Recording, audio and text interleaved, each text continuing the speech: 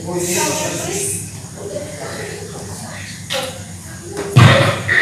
teman-teman yang ada di belakang, segera mulai lagi kita. Yang di belakang, yang paling belakang, agak maju juga.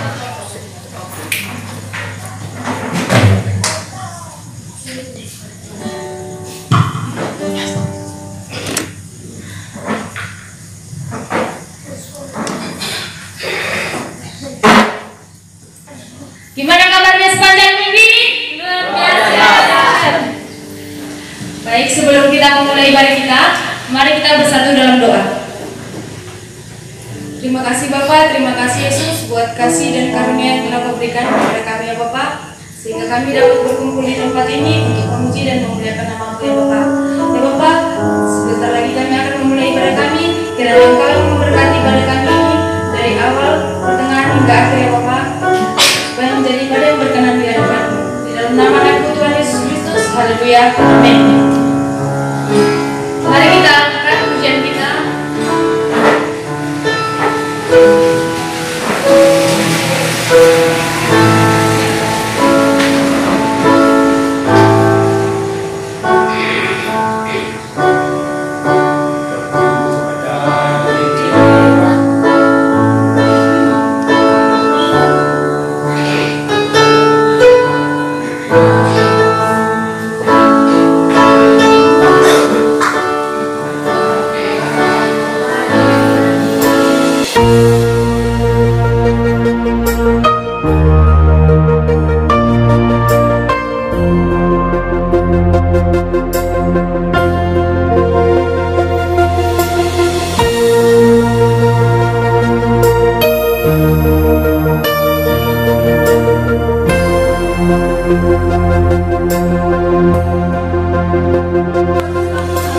Sejak ku diciptakan,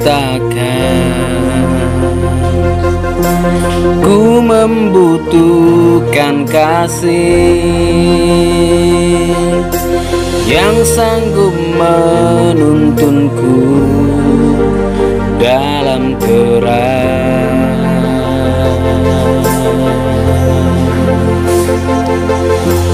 Kau hapus air mataku,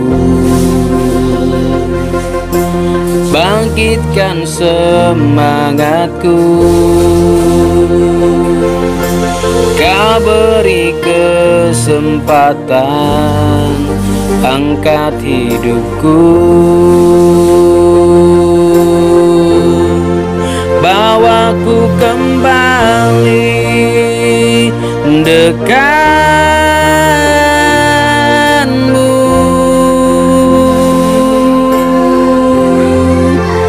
Biar ku rasa hidup ini berarti.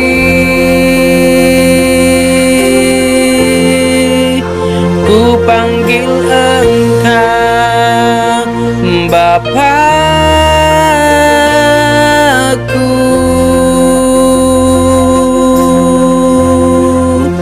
yang mau peduli harap masa depanku. Bapa yang ku banggakan,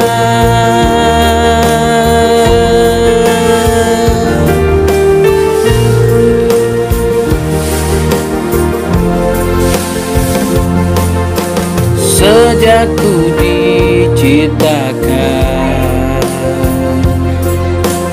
ku membutuhkan kasih yang sanggup menuntunku dalam terang.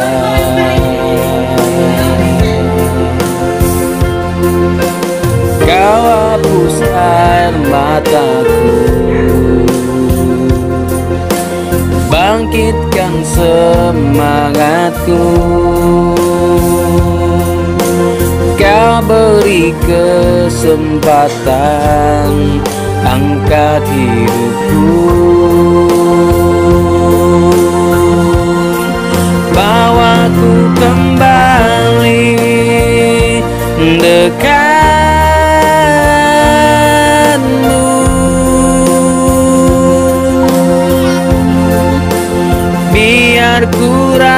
rasa hidup ini berarti.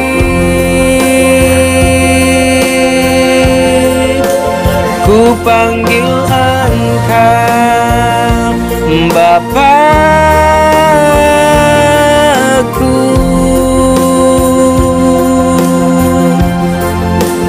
yang mau peduli harap masa depanku. Bapa yang ku banggakan,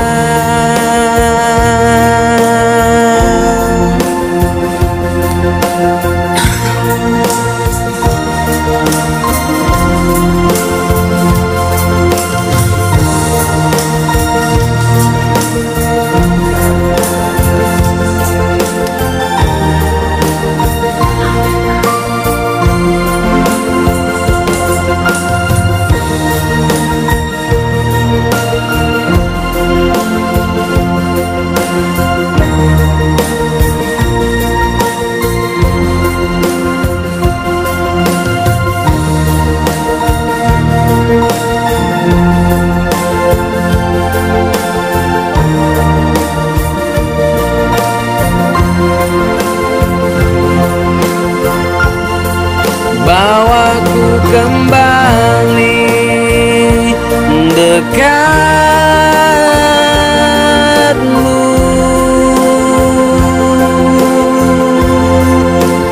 Biar ku rasa hidup ini berarti.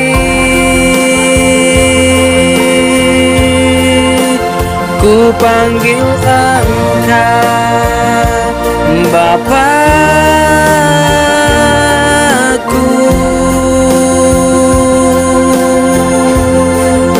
yang mau peduli harap masa depanku. Bapa yang ku banggakan, bawaku kembali dekatmu.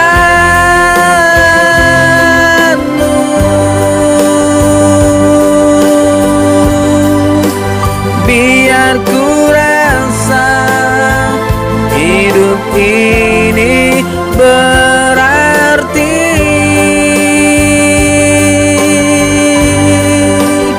Ku panggil Engkau Bapakku,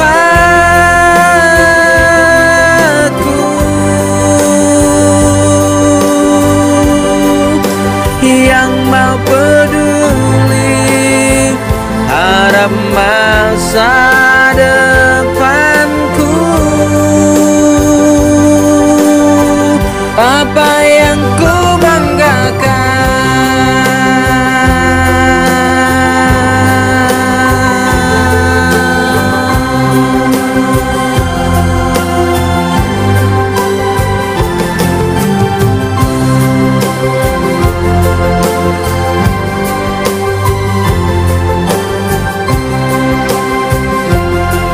oh, ku banggakan.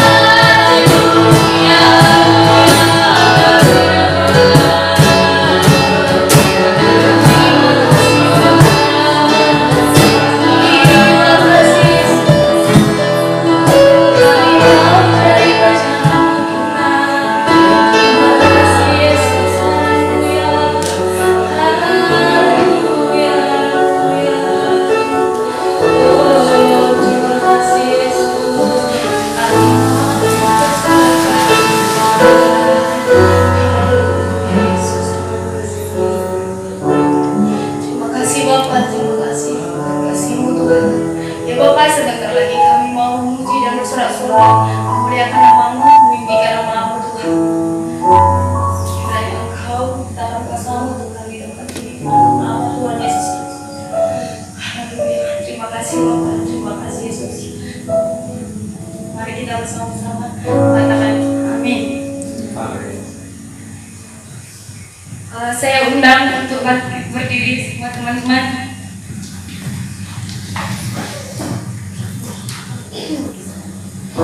Siap bersorak bagi Tuhan? Amin. Siap menari bagi Tuhan? Amin. Haleluya.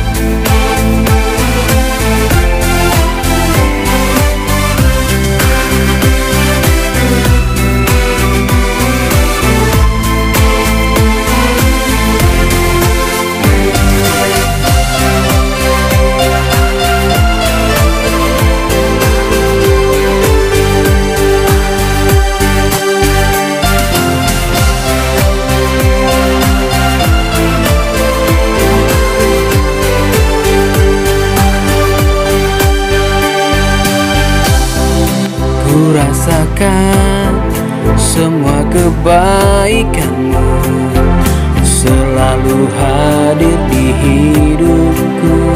Kau menuntun dan bawaku selalu.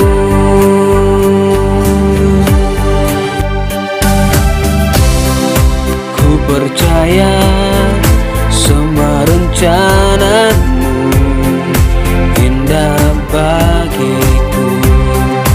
Aku yakin Engkau melakukan yang terbaik menurut rencana-Mu indah.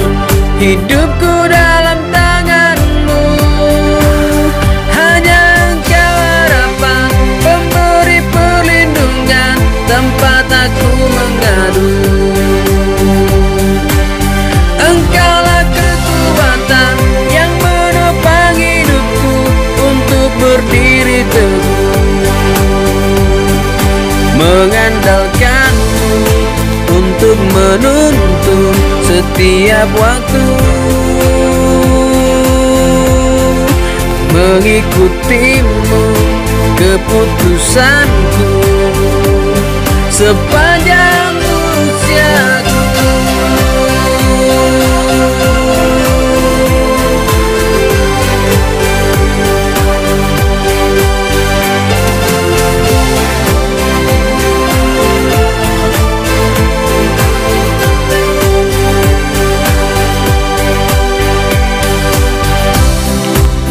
Rasakan semua kebaikan-Mu selalu hadir di hidupku.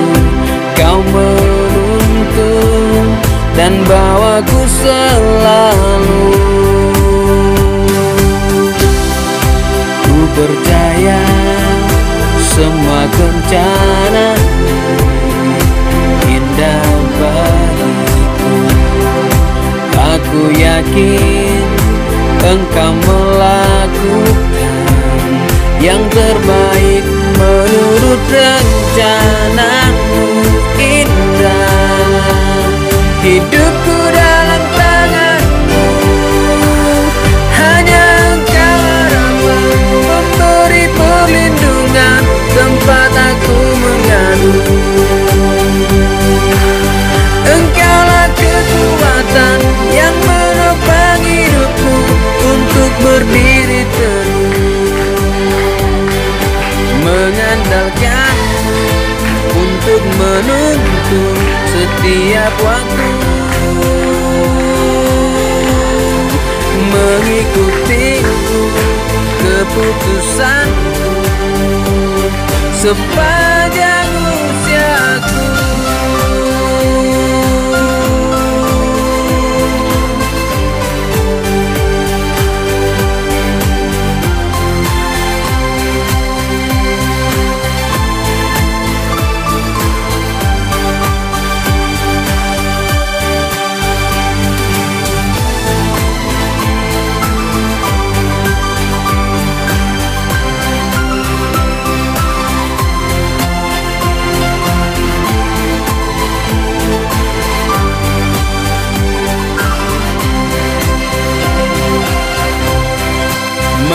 mengandalkanmu untuk menuntut setiap waktu, mengikutimu keputusanku, hidupku dalam tanganmu. Hanya Engkau harapan, pemberi perlindungan, tempat aku mengadu. Engkaulah kekuatan yang menopang hidupku untuk berdiri teguh. Hanya Engkau harapan, pemberi perlindungan, tempat aku mengadu. Engkaulah kekuatan yang menopang hidupku untuk berdiri teguh, mengandalkanmu untuk menuntut setiap waktu, mengikutimu keputusanku sepanjang usiaku.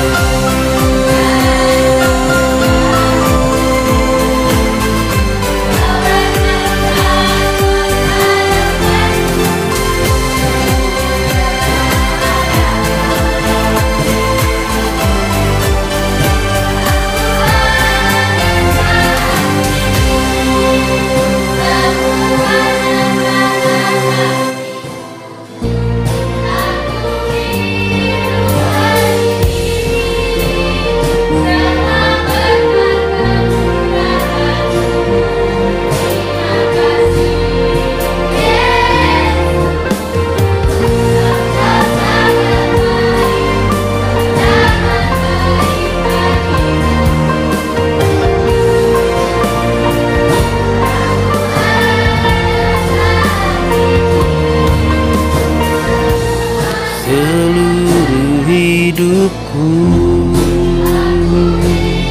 tak lepas dari rancanganmu yang sungguh ajaib. Dalam segala hal yang akan ku alami,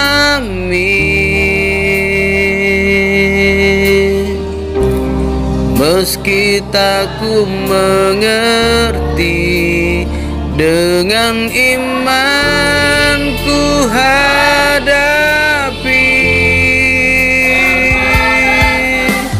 Keajaiban pasti terjadi,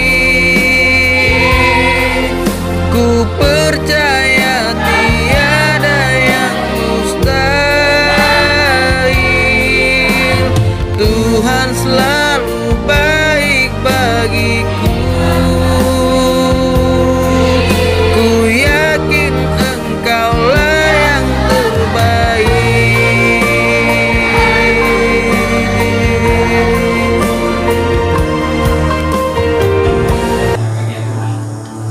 Engkau sangat baik bagi kami, amat baik. Jika ada apa sangat mulia, yang paling mulia untuk menggambarkan Engkau, itu kami akan persembahkan kepada Tuhan.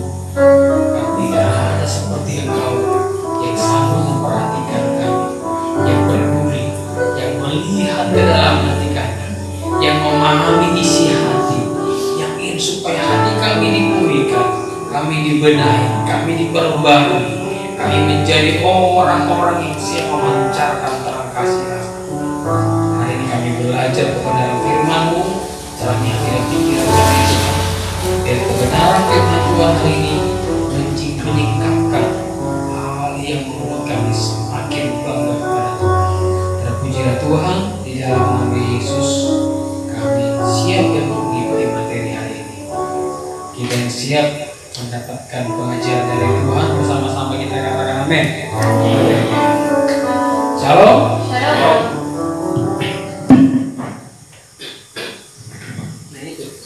Hati. Apa? Hati.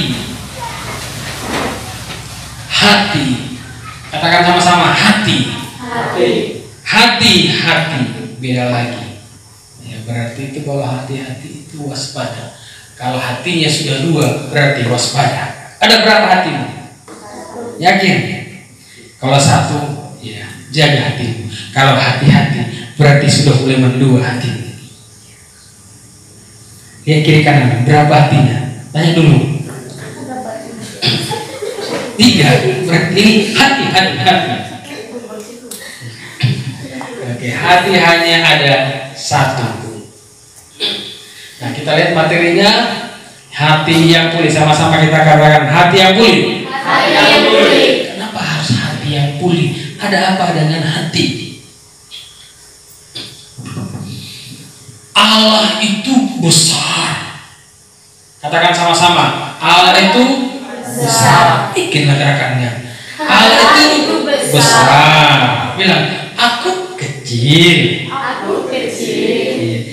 Tapi Allah yang besar itu Tapi Allah yang besar itu mau tinggal di dalam hatiku yang kecil. mau tinggal di dalam hatiku yang kecil. Iya. Ternyata belum ada mama di sini. Ada mama di sini? Lihat kiri kanan, sudah mama ini belum? Atau sudah bapak? Belum. Iya, belum ada yang menikah kan? Berarti masih bisa diajarin ya. Kalau saya bicara begini sama mama heran dan kayak anak kecil aku bikin katanya. Tapi karena ini masih orang muda, masih siap untuk diisi di benak. Hati yang pulih. Nah, cantik sekali gambarannya. Hati ini katanya hati ya. Nah, kalau hati katanya seperti ini, lalu bentuknya jantung gimana lagi? Saya selidiki waktu bulan berapa itu ya, sekitar bulan 4 tuh. Saya pelajari di internet gambaran hati seperti ini, tidak juga. Saya bongkar itu gambar hati tidak seperti ini. Justru yang mirip seperti ini, kalau dalam organ tubuh manusia ini gambaran seperti gambaran jantung. Apa? Jantung, bukan gambar hati seperti itu. Justru hati agak melebar dia. Nah, tapi kalau dalam bahasa Inggrisnya itu heart itu terjemahannya bisa dua, bisa hati, bisa jantung. Cuma sekarang dia terjemahkan lepas lang ya, lung, lang. Nah, bukan itu lang ya. Hati yang pulih. Kalau hati ini digambarkan seperti love ini sejarahnya ada. Kalau dari zaman dulu ada dulu sebuah tumbuhan gambar miripnya seperti ini, tapi sekarang dari tumbuhannya pas seperti ini gambaran hati. Terus saya searching juga untuk di zaman sebelum Masehi, zaman Mesir waktu itu ada gambar kepingan logam, gambaran seperti gitu gambarannya ya. Dan sampai sekarang sudah melekat lagi dalam gambaran hati seperti love saya bilang. Ini ada namanya love. Apa arti love? Love itu bahasa Inggris ya, artinya kasih atau cinta. Nah, tapi kalau digambarkan hati itu seperti love seperti ini, artinya adalah kalau kita punya hati berarti itu butuh kasih. Ya, ada cinta, kasih di dalam hati. Nah, kenapa judulnya hati yang pulih? Berarti ada sesuatu yang terjadi dalam hati ini. Sehingga akhirnya kasih di dalamnya ada cinta. Lalu lama-lama kita lihat tidak mau mengasihi. Punya itu. Kenapa nangis kau? Iya dia makanya dia bilang punya aku. Mulai tidak terima dengan orang lain. Kenapa aku ganggu dia? Dia jadi luar. Nah, mulai saling membenci. Ternyata hati tidak memiliki lagi cinta. Berarti tidak pulih lagi. Oke, kita lihat ayatnya. Ada apa kita? Pointer. Oke, nah kita lihat dulu Yeskel pasal 36 ayat 26. Yuk, yang ada kitabnya bisa dibaca. Yeskel pasal 36 ayat 26. Sama-sama. Oke, yang sudah ketemu lihat kiri kanannya, kalau belum temannya bantu. Jadi mulai dari bacaan kitab saja kita sudah belajar saling membantu, berarti hatinya sudah mulai pulih. Jadi ayo kita sama-sama baca. wah coba sendiri dulu dapat rasakan sendiri. Nah itu belum pulih hatinya tuh. Jadi katakan dulu sudah ketemu, kalau belum ketemu bantu. Nah, kita belum percaya sendiri sama kau. Itu juga hatinya belum pulih tuh. Lihat di kiri kanannya, ada yang tidak pernah dengan temannya. Nah, biar dipulihkan hatinya. Wah, ini sudah ada yang sudah saling membantu. Berarti ini sudah mulai pulih hatinya. Ternyata kemarin ke Poncar itu bukan sekedar jalan-jalan saja, sudah mulai bekerja pemulihan di bengkel hatinya di sana. Sudah ketemu Yeskel pasal 36 ayat 26. Bukan Yeskel 36, 36 beda lagi. Nah, belum matematika disalahkan kita nanti. 36. Sudah? Oke, sama-sama kita bacakan 2-3 ayat. Kamu akan kuberikan hati yang baru dan roh yang baru di dalam batinmu, dan aku akan menjauhkan dari tubuhmu hati yang keras dan kuberikan kepadamu hati yang taat. Kamu akan kuberikan hati yang baru. Berarti hatiku sudah lama Tuhan. Berarti yang lama ini gimana? Sudah mulai busuk. Ganti dengan yang baru. Kenapa harus diganti Tuhan? Kalau tidak ada hatimu sudah mati lah kamu. Jadi harus ada hatinya kita. Kalau harus punya hati. Tapi hati ini sudah rusak gimana? Ya diganti dengan yang baru supaya bisa lihat lagi. Kalau tidak ada hati, memang tidak ada hatimu ya. Oh ternyata berarti sudah berubah. Dilihat hatinya itu. Minta dia sama Tuhan berganti hatinya. Kalau sudah ada orang bilang memang tidak punya hati dia itu. Oh iya ya. Berarti tidak ada hatiku. Tuhan gantikan. Karena dia hatiku tidak ada. Mungkin mata sinar jelas. Seperti kan dia nampak mungkin tidak ada hatiku. Tuhan berikan aku hati supaya nampak orang ada hatiku. Nah, mulai bisa mengasihi. Nanti ambil memang dia punya hati. Ya, kamu akan kuberikan hati yang baru dan roh yang baru di dalam batinmu. Dijauhkan dari tubuhmu hati yang keras. Apa? Hati yang keras. Ini orang-orang dulu orang Nias bilang, Tuhan jauhkanlah hati yang keras, hati keras menjadi gantikanlah hati keras menjadi hati lembu.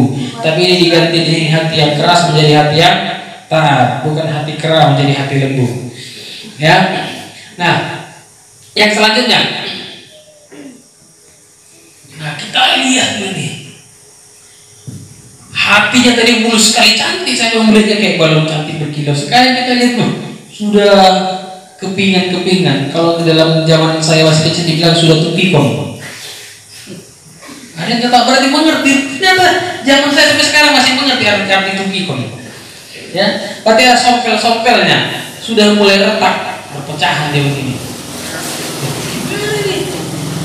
Kalau sebuah gelas dipecahkan,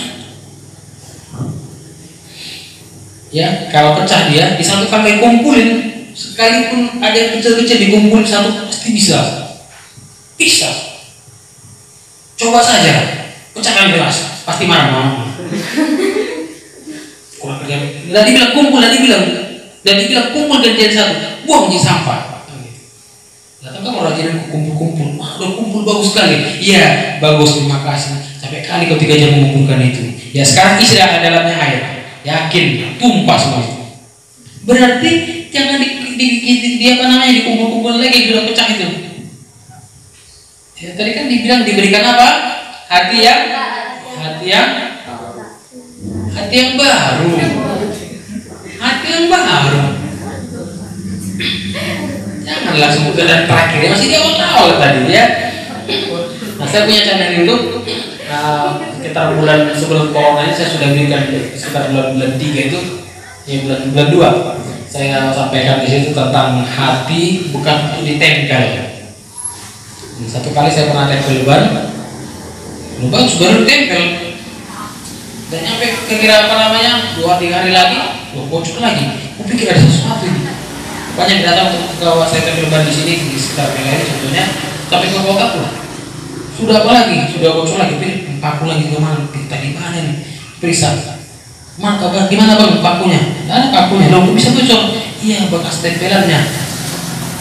Nah, tempelannya bermasalah. Sekarang bukan karena paku dari luar, tapi karena tempelannya yang bermasalah. Nah jadi jangan ditempel-tempel. Ya, lihat tuh hatimu kira-kira. Artinya ditempel-tempel tuh memang tambal ban hatimu itu. Harus ditempel-tempel. Ya, hatinya bocor, bocor halus tapi keliling. Saya bayangkan bocor halus tapi keliling, saya bocor di dalam. Nah, hatinya sudah mulai jadi kepingan-kepingan. Untuk mencapai rencana Allah atas manusia, Allah mau memulihkan hati kita terlebih dahulu, ya, supaya terjadi sesuatu yang besar. Saya tadi baca sebuah buku tadi sore, mati lampu, ya, listrik mati, nggak bisa nonton TV. Saya baca sebuah buku. Karena seorang tuntut sama saya kasih pertanyaan sama dia 21 sudah dijawabnya. Dia tuntut daripada saya satu pertanyaan, karena saya belum jawab mulai sekitar bulan 5 sampai hari ini tuntut pertanyaan itu. Karena saya 20 lebih pertanyaan saya dia tidak jawab. Satu pertanyaan saya pertanyaan dia belum saya jawab. Dia bilang dia itu tuntut terus. Saya bilang begini sama dia, orang timika sana, sama mas kepala semua. Dia bilang begini, saya ada tuntut jawaban dari abang, dari saya. Karena saya tahu abang bisa jawab itu. Terima kasih. Kalau abang menuntut jawaban sampai hari ini mulai sekitar bulan 5, berarti melihat ada sesuatu yang bisa saya berikan untuk memberikan jawaban. Berarti ada satu jawaban yang tunggu-tunggu dari saya. Nah, saya tidak kecewa, tidak marah ke mereka. Satu pertanyaan saya 20 dari jawab satu pertanyaan saya dituntut untuk dijawab. Kalau saya bisa marah, tapi saya jaga saya pulih. Berarti saya ada sesuatu yang terbaik dari diri kita yang mau dimunculkan dengan tidak orang. Tidak boleh kecewa. Dimulai dari hati saya untuk bisa memulihkan orang lain, memulihkan keluarga di rumah kita. Dimulai dari diri kita sendiri. Kalau kamu pengen melihat mamamu berubah, mulai dari dirimu. Mamaku cerewet kali lah, mulai dari dirimu. Kamu mulai cerewet kan? Pengaruhkah cerewetnya sama kamu? Bapakku itu baru jalan kali di rumah. Kau juga jangan ikut-ikutan jalan di rumah. Mulai rajin di rumah, mulai aktif di sana, mulai perlahan-lahan. Yang sering jalan di rumah melihat kok ada sesuatu yang beda di rumah ini ya. Sehingga aku mulai berkurang dari luar karena mulai ada yang beda. Siapa yang memulai yang beda ini? Biarlah kau orangnya. Karena dimulai dari dirimu. Ya. Hati yang pulih akan memancarkan kehidupan yang diperkenan Allah. Hati yang pulih yang bisa memancarkannya. Ya, kita lihat dulu dalam Amsal pasal 4 ayat 23. Amsal pasal 4 ayat yang ke-23. Ya, sudah ketemu?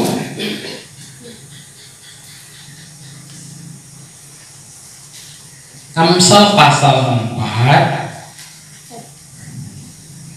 Dan pasalnya sudah ketemu? Oke, lihat dulu sudah 4 ayatnya, lihat ayat yang ke-23. 1, 2, 3, 4, 5, 6, 7, 8, 9, 10, 23. Sudah ketemu? Oke.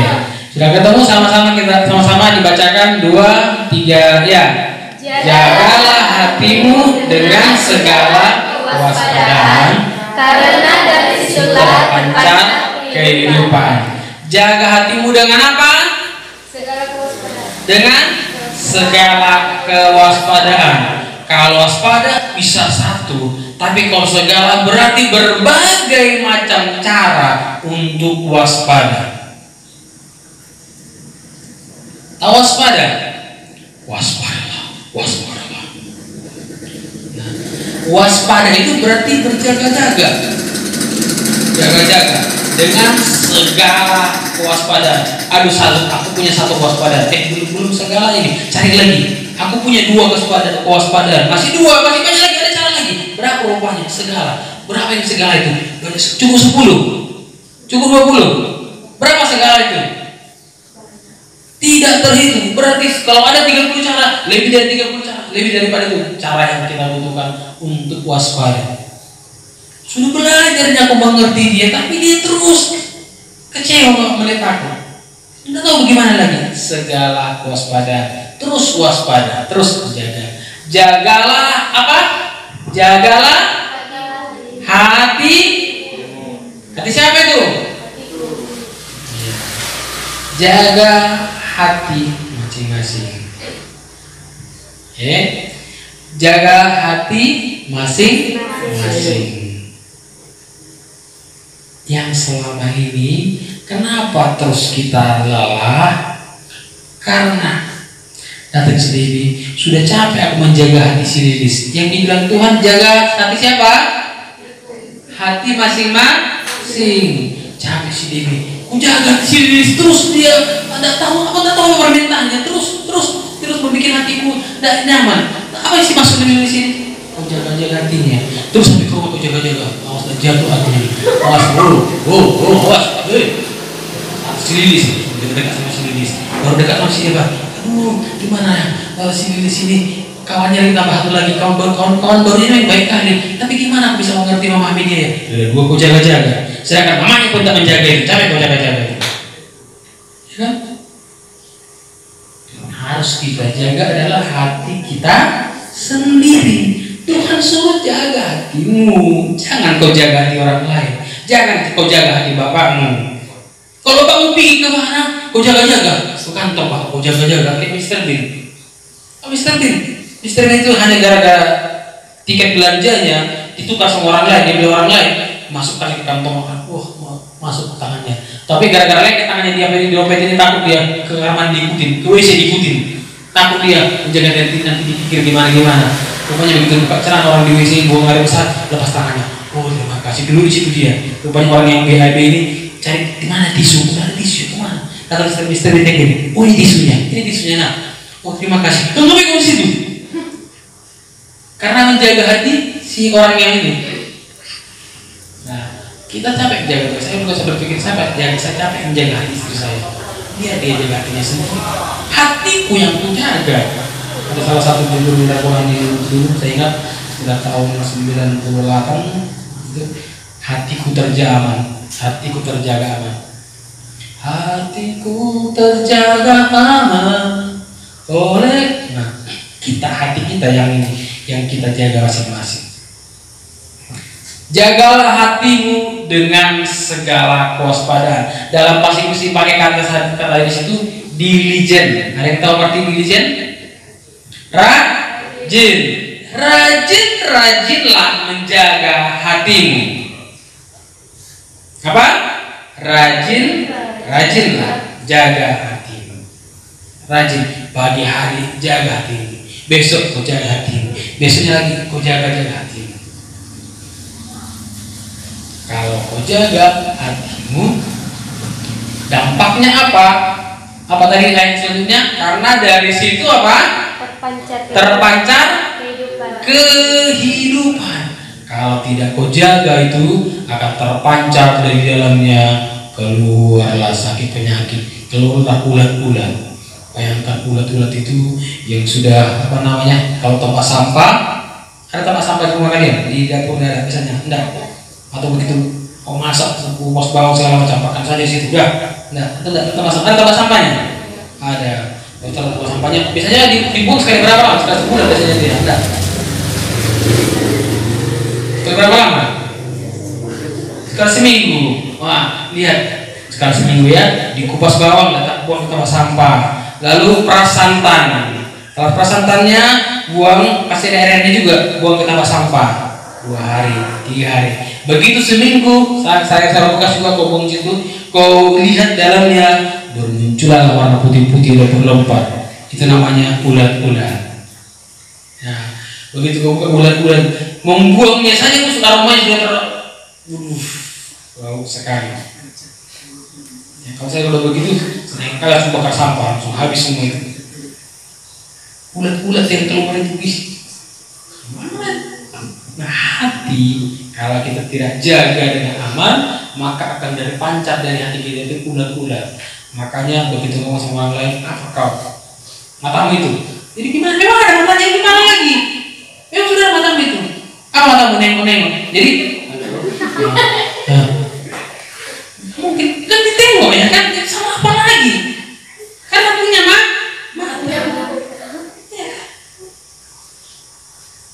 Begitu kita kumpul-kumpul datang dia, kurang kau? Apa kau sini?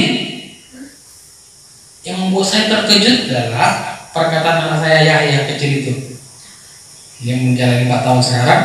Waktu itu sekitar umur 3,5 tahun lebih. Dia sudah mandi nak ya, ada keluar lagi ya. Pergi dia mandi, kayaknya bakar sampah, bau gitu ya, aroma apanya asapnya itu.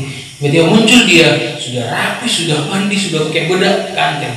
Aku datang katanya. alah, mati main kotor lagi nih. Lalu datang istri saya bilang gini, kenapa kau datang? Iyalah, karena ada kakiku.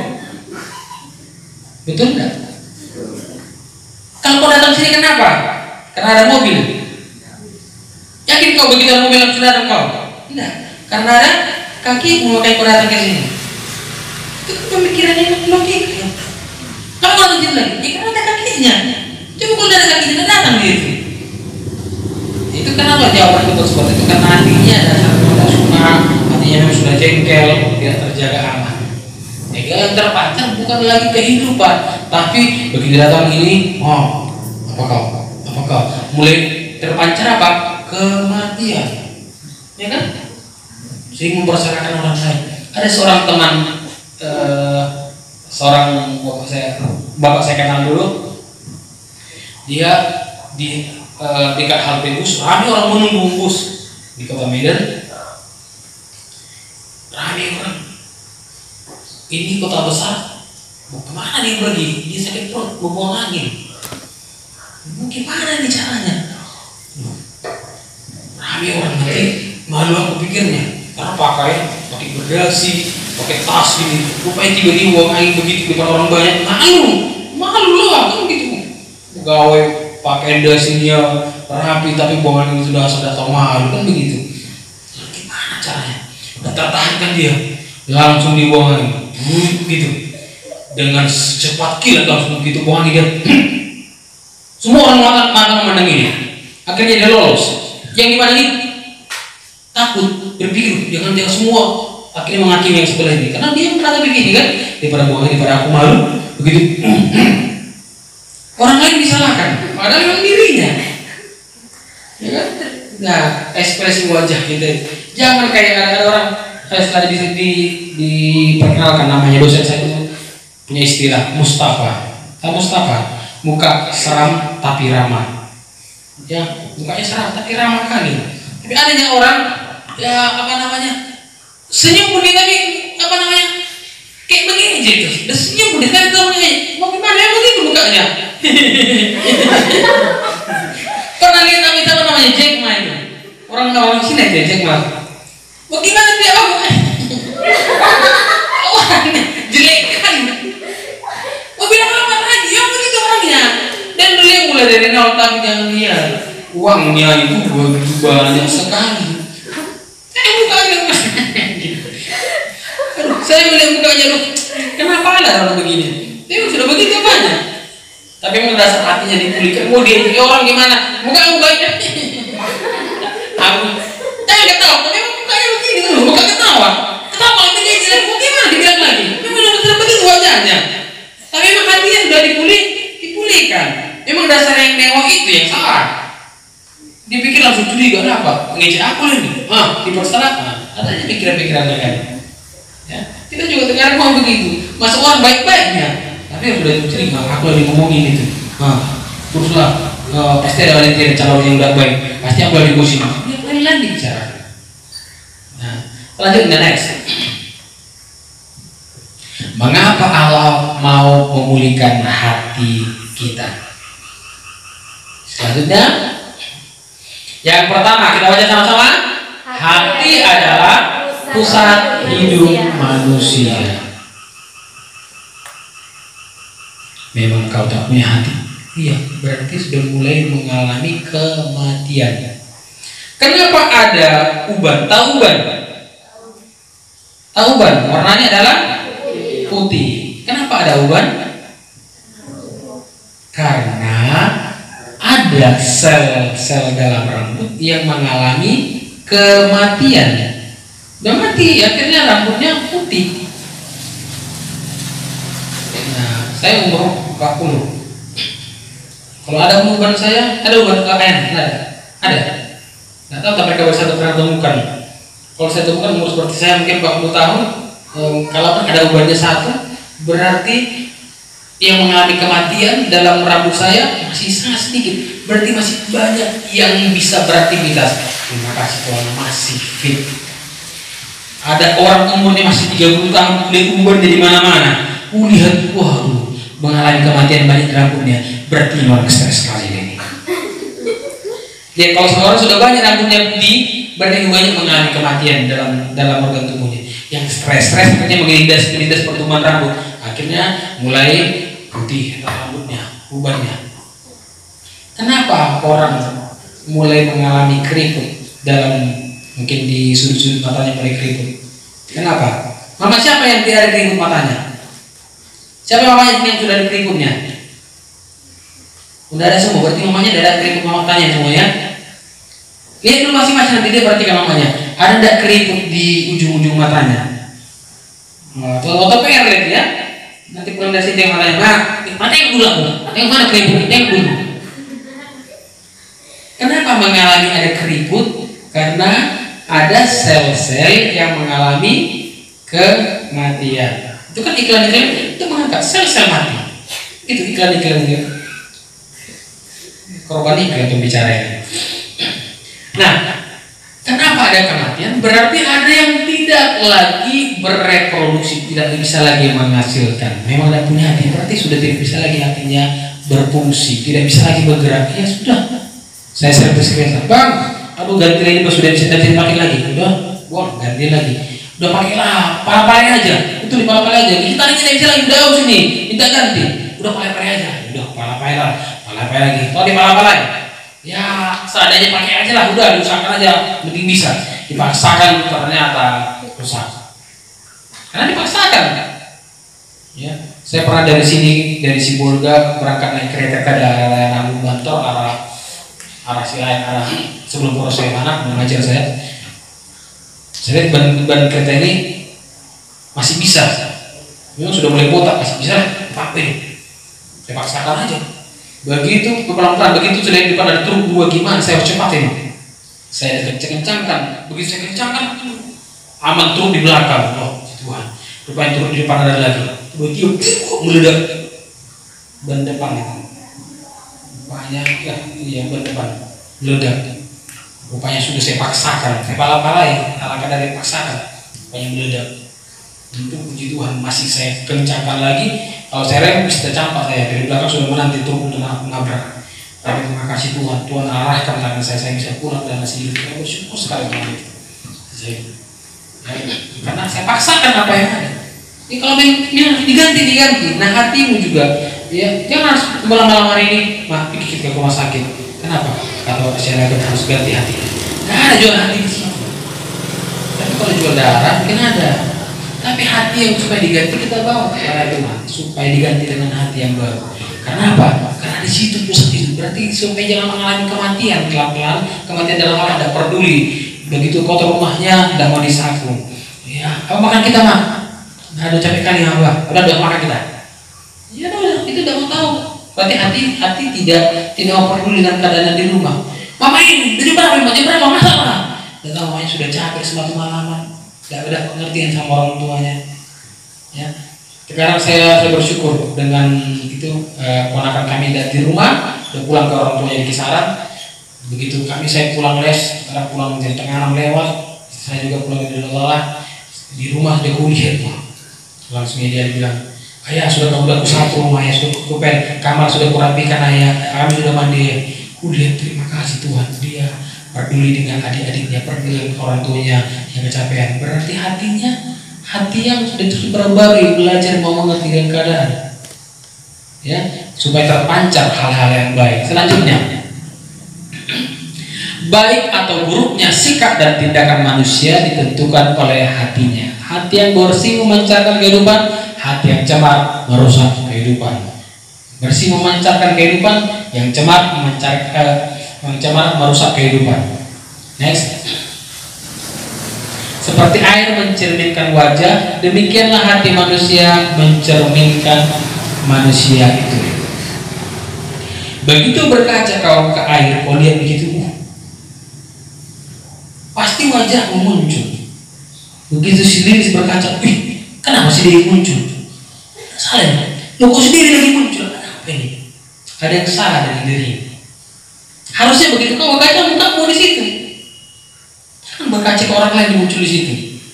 Berarti itu namanya editan. Diedit. Ya, ada lihat apa gambar dia di situ? Lagi kucing lagi melihat air begini, tapi yang dilihat adalah gambar harimau.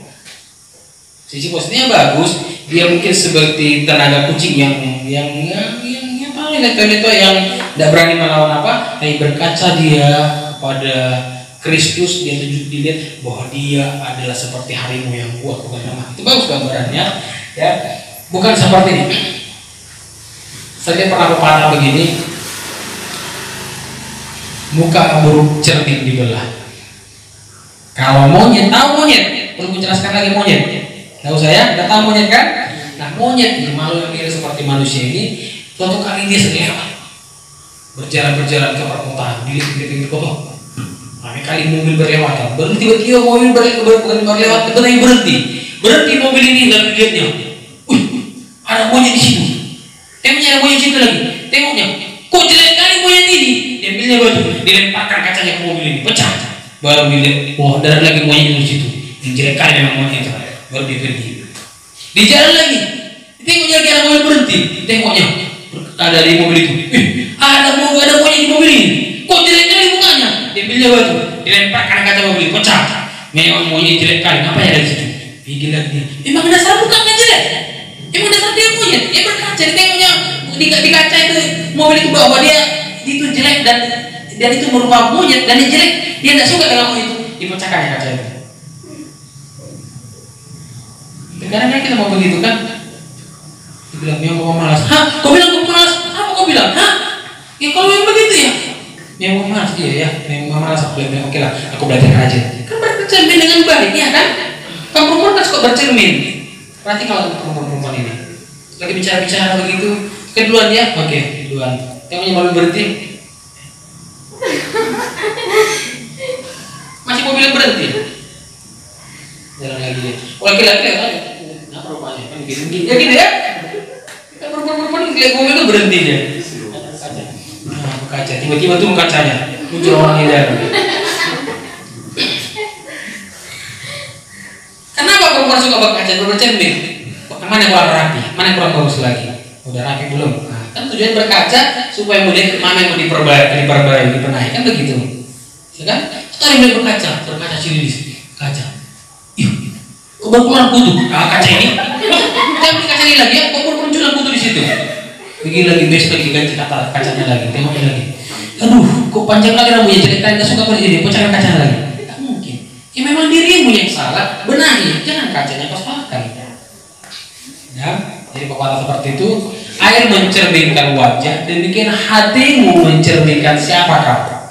Seorang siswa saya pernah bilang begini, Pak udah kayak gini aku, sebetulnya aku di rumah baik kali ya Pak, dari udah aku di sekolah ini aja aku begini.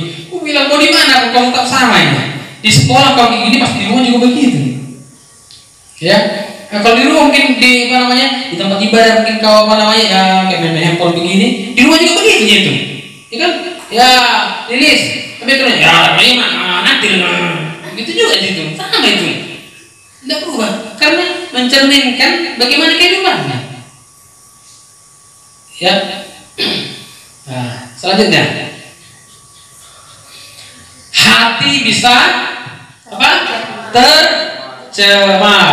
Tahu tercemar itu sesuatu yang bagus tiba-tiba masuk sesuatu hal yang tidak baik, akhirnya merusak yang baik itu. Terpengaruh, terimbas kena.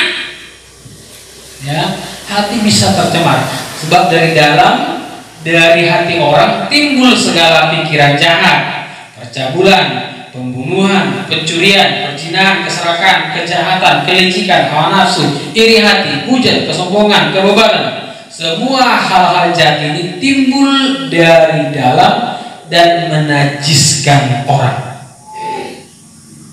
Ini timbul dari dalam hati. Ya, kalau kalian murid-murid murid diejek orang-orang polisi. Tengok guru anak-anak angkatmu ini, murid-muridmu ini. Maka mereka tidak cuci tangan, najis. Kenapa mereka makan harus cuci tangan? Karena pada waktu itu ya situasi di daerah sana seperti daerah padang gurun kering, bukan kayak gini banyak pohon-pohon. Di daerah Israel itu tanah-tanah gersang, Kalaupun ada pohon seperti pohon korma atau pohon apa namanya, pohon zaitun, nah itu tidak serami seperti ini, tidak banyak pohon hutannya, tidak banyak hutan di sana. Nah karena kering, jadi mereka yang ada belum ada vario, belum ada bit, supra, belum ada. Yang ada adalah lembu, yang adalah kuda, yang ada adalah keledai. Itulah keretanya. Sudah bangga pada waktu itu. Ya, kalau sudah bangga pada malam hari ini naik apa namanya, naik supra ke sini atau naik vario ke sini, orang Israel naik lembu aja udah bangga mereka. Ya, karena kalau begitu lembu dulu dan sekarang dijual di mahal lembu mereka, belum seberapa harga keretanya. Dan mereka tidak bangga.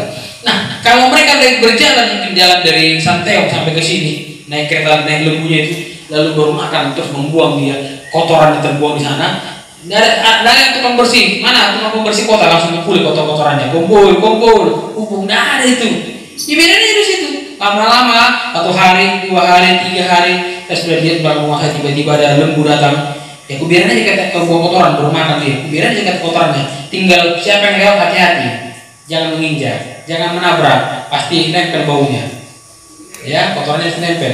Menghindar-hindar saya sudah. Kulihat berapa hari, dari seminggu, lebih seminggu kulihat lama-lama sudah keras dan kering dia. Gampang dia kalau dibersihkan.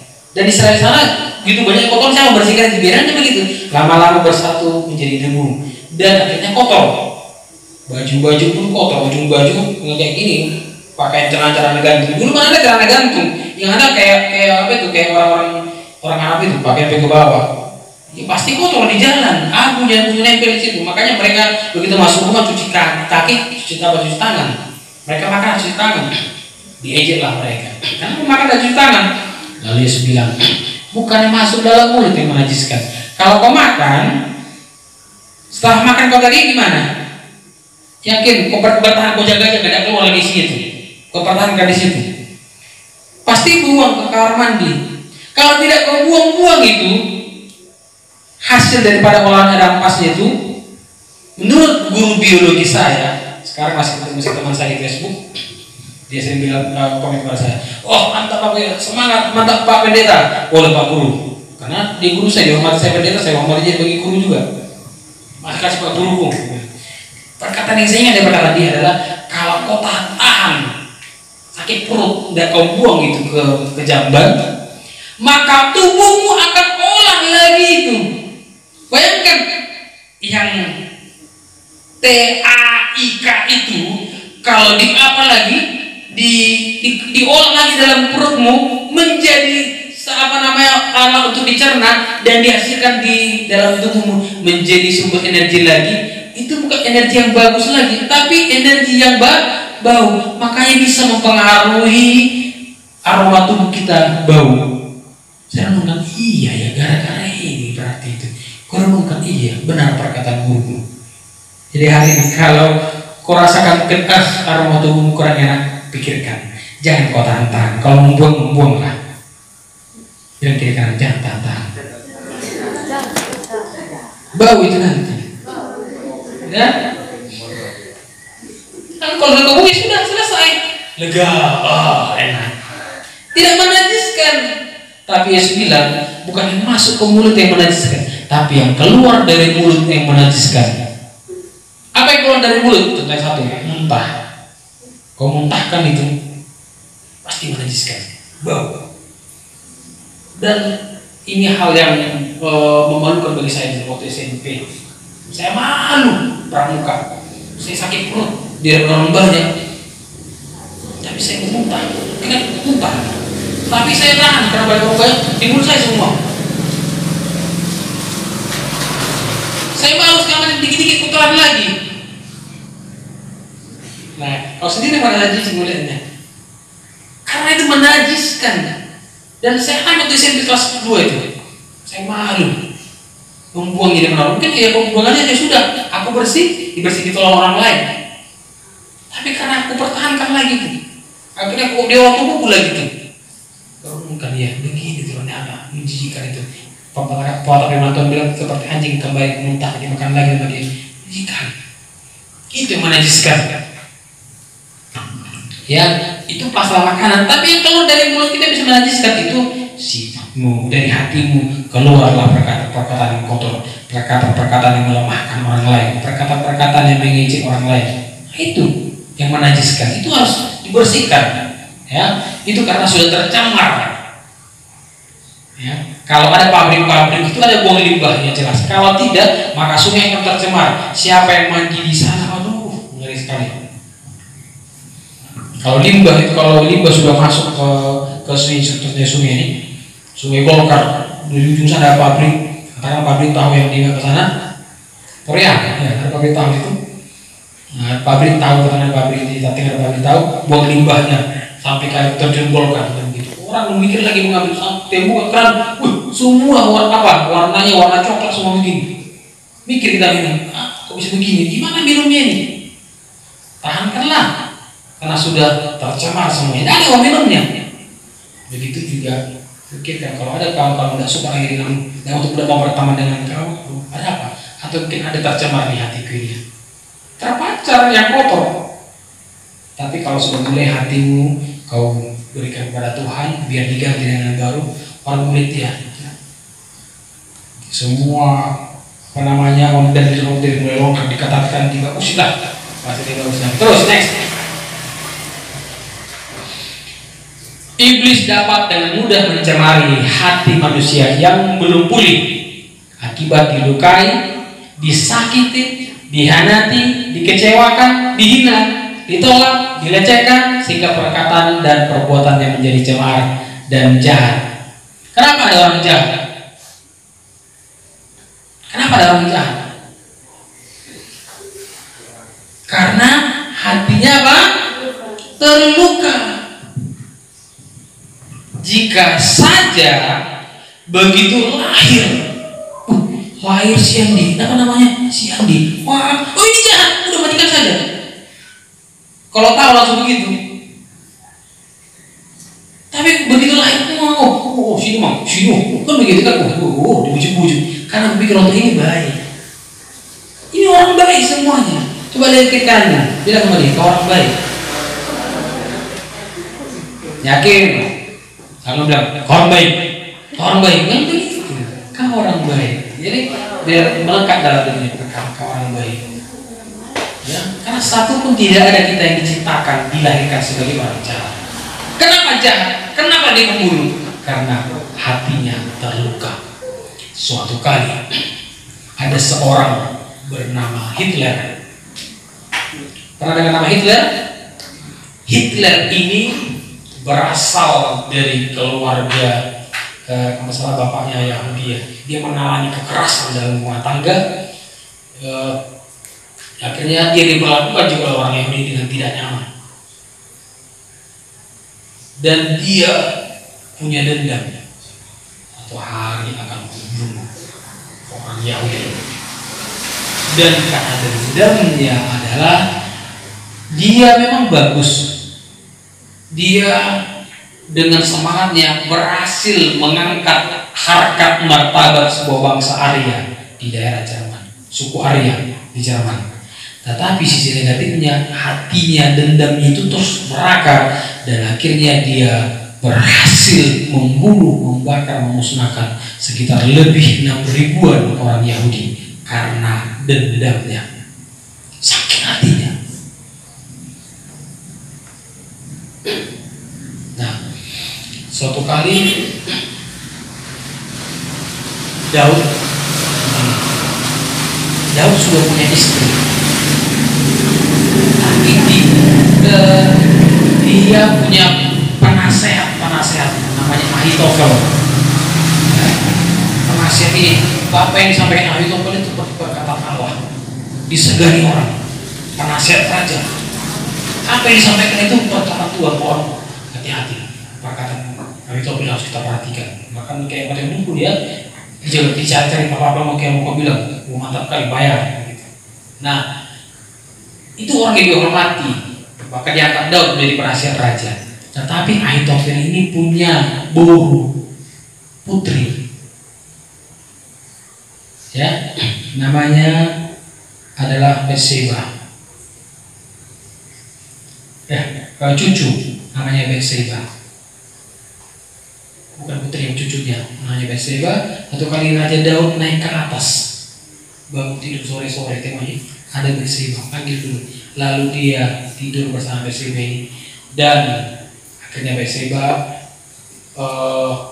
suaminya tidak ada gara-gara kerjaan Daud dan jadi janda karena kerjaan Daud. Ahitofel yang tahu firman Tuhan, yang mengerti pesan Allah, melihat cara hidup manusia, suara kenabian ada baginya. Di tengoknya Raja Daud yang kupercayai ini, Raja Daud yang kukasih terus perkataan firman Tuhan sama dia, tapi dia bikin gitu sama cucuku. Oh, nanti kok ya. Nah, suatu kali Daud punya anak. Nah, ini rentetan sakit hati. Ini akan berakar sakit hati ya. Daud punya anak namanya Amnon, Tamar, Absalom. Amnon lain mamanya, Absalom dan Tamar lain mamanya. Ini mamanya beda, ini mamanya beda tapi abang adik. Si Amnon ini memperkosa saudaranya, Tamar. Si Absalom tidak ngomong yang baik, tidak ngomong yang jahat, diam saja. Tapi dalam hatinya, nanti kamu. Tidak apa-apa. Lewat setahun, tidak apa-apa. Lewat 2 tahun, dibilang gini. Tuanku raja, aku pesta di sana, memotong bulu domba. Datanglah. Aduh, anakku, aku sudah tua, ngapain aku datang ke sana? Kalau kau tidak mau, kalau gitu semua anak raja undanglah ke sana, biarkanlah ya. Jangan aku biarlah Pak, jangan aku biarlah. Oke lah, pikir semua. Undang juga si Amnon lah. Kau pikir Daud begini, berarti mulai berkawan mereka. Mantap. Ibu siapa yang pikir, oh mantap, berarti aku bisa diterima oleh saudaraku lain mama ini atau bapak lain mama. Senang dia, pesta. Absalom bilang begini, lihat orang-orang suaranya, perhatikan. Amnon ini begitu kau lihat nanti sudah mulai sukacita, kalau ibarat sekarang sudah mulai mabuk dia. Oke, kuatkan hati, jangan lihat takut, ambil parang, potong kepalanya. Ingat ya? Ingat. Dendamnya mulai berakar.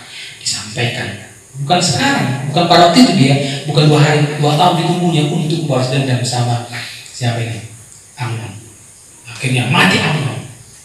Dia lari takut, pergi ke tempat opungnya, ke Raja Gesur. Daud di raja. Lalu muncul seorang panglima namanya Yoab.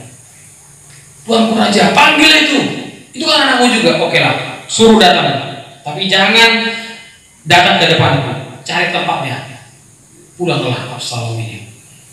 Tapi dia gimana cara cari muka? Ya, sampai gunting rambutnya pun ditimbang, mahal rambutnya itu. Beda sama kau, rambut begitu dia dipotong rambutnya, sampah. Begitu ya. Ini Absalom rambutnya dikumpulkan, mahal ditimbang itu rambutnya. Lalu cari muka.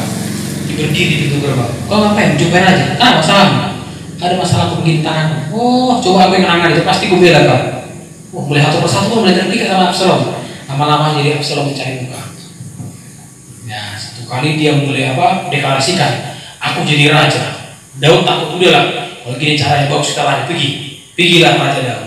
Lalu Absalom begini, kau bukan sebelum itu dia bilang begini, Yoab, kau sudah panggil aku ke sini. Ngapain aku ke sini? Dia bisa ngadap raja. Ya mau Yoab datang. Kau sudah kupanggil, sudah kujemput kau dari sana, tak tahu diri kau. Kira-kira begitu kata Yoab ini. Absalom berpikir, kau mentang-mentang panglima, aku nggak raja, tapi saya disuruh lagi datang sini. Dendam Absalom ini, kenapa pada? Oke, bakar semua kebun anggurnya. Dendam, kenal lagi sama siapa? Oke, dendam yang mulai berakar, kayak tongkat estafet itu nanti. Akhirnya telah dibakar, pikir dia, oke, kalau gitu oke lah. Aku ikuti apa perkataan dia menghadap raja. Raja berdamai dengan raja, baru dideklarasikan menjadi raja. Daud pergi. Setelah Daud pergi, lari. Akhirnya siapa yang berpihak sama aku? Yang berpihak pertama kali kepada Absalom, si Ahitofel yang tadi, penasihat yang dendam itu. Siapa berpihak sama aku? Apa pesanku? Pesanku adalah malam hari ini kita kejar Raja Daud itu, biar kita bunuh dia. Oh bukan gitu. Sebelum itu, dia bilang gini, karena kemarin dia memperkosa cucuku, kalau gitu begini, itu sembunyi-sembunyi. Pertama kalau lakukan adalah begini, semua gundi-gundinya Raja Daud, kau harus perkosa di atas loteng dengan orang banyak. Dendam hatinya. Kemarin kau perkosa cucuku, sekarang lihat istrimu semua diperkosa, anakmu dengan orang banyak. Dendam Ahitofel. Yang berarti mantap perkata Ahitofel. Yang berikutnya mulai dendam lagi dan membahas semuanya karena masalah hati. Lalu Absalom bilang begini, apa yang kita lakukan lagi? Kita kejar Raja Daud. Tapi Ahitofel bilang, ini usulku. Kita harus bikin sesuatu cara yang bagus. Kita kumpulkan pasukan, datang salah penasihat lagi. Gimana usul Husai namanya? Nah, kali ini perkataan Ahitofel udah benar. Caranya sekarang malam ini adalah kita kejar Raja Daud, harus kita musnahkan malam ini, pasti kalah dia. Lalu Absalom bilang, ternyata penasihat Husai itu benar. Absalom tidak bagus. Ahitofel tidak bagus nasihatnya. Lalu Ahitofel bilang begini, tidak kau dengar nasihatku? Oke. Anak-anakku, cucuku semua, ini harta semua, urus klaim masing-masing. Bikin dia gantung diri, mati Ahitofel.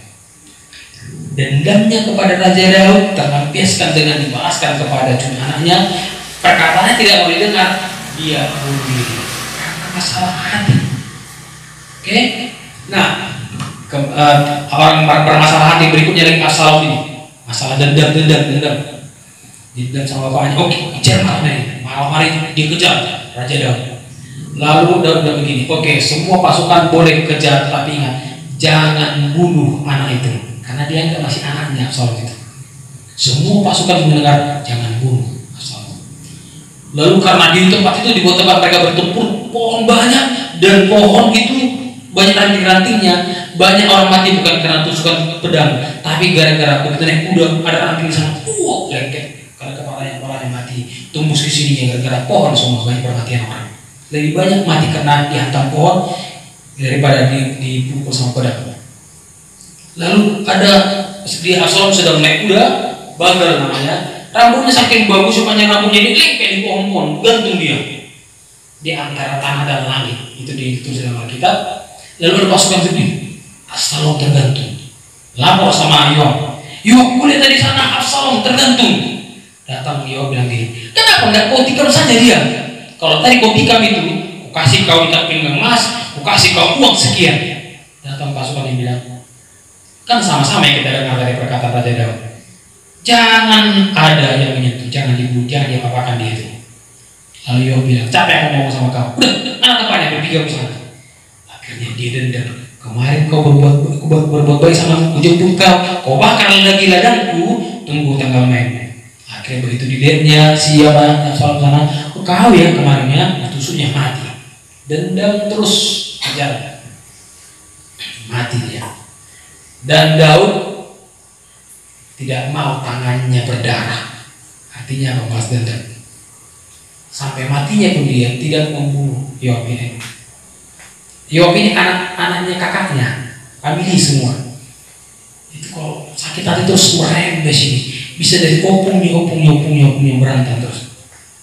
Kemarin dulu waktu kami kecil masalah kucingnya mati, tetangga kami tetangga ada mati kucing. Dituduh mama kami yang bunuh, kucing mati di samping rumah. Itu masih kami kecil, mungkin sekitar umur 5-6 tahun. Mereka yang bermasalah, kami anaknya juga itu bermasalah. Sampai puluhan tahun, jadi 20 tahun lebih, jadi 30 tahun. Tidak cekapan, hanya gara-gara kucing yang mati. Mereka yang bermasalah, semua anak ikut masalah. Kan beda, kita tahu waktu contoh di sekolah, waktu kami di sekolah dulu berantem. Kenapa kalian berantem? Iya bu, dia jadi duluan, kau apain dia? Iya bu, dia aja sama bapakku. Kenapa bapaknya dibilangnya? Dibilangnya Thompson. Kau tahu kan semua orang. Kenapa dia bilang Thompson? Iya, dibilangnya bapakku Joni. Siapa Joni? Nama bapakku. Nah, emang jadi bilang namanya bapaknya kan? Berantem hanya gara-gara sama bapaknya. Iya bu, bukan itu aja bu. Di mana? Di gambarnya di tanah begini. Ini bapakmu. Nah, aku di gambar juga ini, dibikin bapakku bu, di gambarnya begini, jelek kan di gambarnya. Gara-gara kita gambarnya di gambar bapak yang lalu dia, bukan itu bu, di ini kan, berantem makanya masalah. Sementara bapaknya mereka lagi tua sama-sama, ketawa di sana. Mereka berantem karena masalah gambar-gambar. Tidak menjaga hati, merembes kemana-mana, tercemar. Oke, next. Nah, lihat dulu. Hati tadi cantik kali hati itu. Sekarang kita lihat, adalah jahit HP. Itu kalau jahit semua tuh mungkin dia dikasih tempel-tempel begini. Ada jahitnya mungkin XX, artinya apa? X artinya salah kan gitu ya. Kalau checklist berarti benar kan gitu kan. Ini berarti salah semuanya. Nah, ada pula di kelas di situ. Mungkin zaman saya tren dulu. Kalau apa namanya celana mulai bukan dijahit, tempel di kelas semua celananya itu. Mungkin lagi-lagi ada yang lagi-lagi begitu. Koyak celana tempel pakai di kelas. Kalau mana dibikin koyak cabai di situ, koyak cabai tempel di sini. Ada saja. Yakin dibilang suster kulit. Malah diajari kalau luka jangan kasih di kelas karena itu lama-lama bisa menjadi bernama. Ini harus kasih dia mungkin punya lampu atau apa punya makan udah sembuh sendiri selesai. Karena ditutup begitu menjadi apa namanya pengap di dalam merusak. Jika seorang hati yang tercemar dapat menimbulkan berbagai macam sakit secara fisik dan jiwa. Kalau sakit datang kemana? Ke rumah sakit. Ya, COVID ini. Kalau begitu sakit, kenapa sakit? Seluruh jantungku begini. Oh, pengaruh dokter jantung. Dibawa tangani. Kenapa ibu batuk? Oh, panggil dokter umum. Ini masalah batuk dokter umum. Tangani. Sembuhkan. Di mana sakit? Udah berapa hari? Tangani. Oke. Lalu pergi ke rumah sakit. Aduh, sakit kali bu. Kenapa? Sakit jiwaku. Kenapa jiwamu? Aku terluka. Aku tidak bisa mengampuni orang lain. Pergi ke dokter, datang ke dokter. Aku udah tahu obat yang mana. Resepnya apa? Paracetamol mungkin obatnya itu ya. Dokter bingung menangani itu. Dokter menangani itu sakit jiwa. Ya. Kalau ada orang sakit perut, sakit kepala, sakit jantungnya dibawa ke rumah sakit, tempatnya rumah sakit. Kalau ada jiwanya terluka, berarti yang sakit apanya? Jiwanya. Pikiran itu dalam jiwa. Pikirannya mulai stres, berarti yang sakit apanya? Jiwanya. Siapa sih orang pernah ada stres? Tidak pernah stres. Tenang-tenang pikiran terus, yakin. Begitu udah dikasih dikurangi jatah uang jajan juga udah stres, yakin. Siapa yang pernah sakit jiwanya di sini? Terluka jiwanya. Siapa yang sini pernah terluka karena dimarahi mamanya? Pernah dimarahi mamanya? Tunggu ya, nanti pikir aku merantau bertahu kalian ya. Saya lihat satu waktu di Facebook begini. Lagi masih kecil, habis berantem dimarahi orang tuanya, dipukul, menangis, lalu dia merenung, aku akan pergi merantau, mulai hidup baru. Itu angan-angan Pak Cendolnya itu anak kecil. Tapi semua orang seperti itu orang yang sakit jiwa, maka harusnya kita pergi sama-sama ke rumah sakit jiwa. Ngapain datang? Aku sakit jiwaku, maka penuhlah rumah sakit jiwa. Apa sih artinya? Si Dewi, si Pawe, semua orang sakit jiwa ya. Harusnya kita sakit jiwa ya kan? Jiwa kita sakit, tapi kita tidak akan normal ke sana. Orang sakit jiwa itu hati-hati.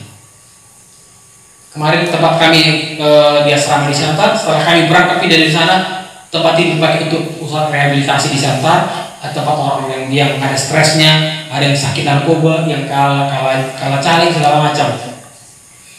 Lalu muncul yang punya yayasan rehabilitasi khotbah dia. Ini semua orang yang udah ada lari-larinya, stres semuanya. Kita harus dengar firman Tuhan. Katakan amin. Ada yang mengerti, yang lagi waras, amin.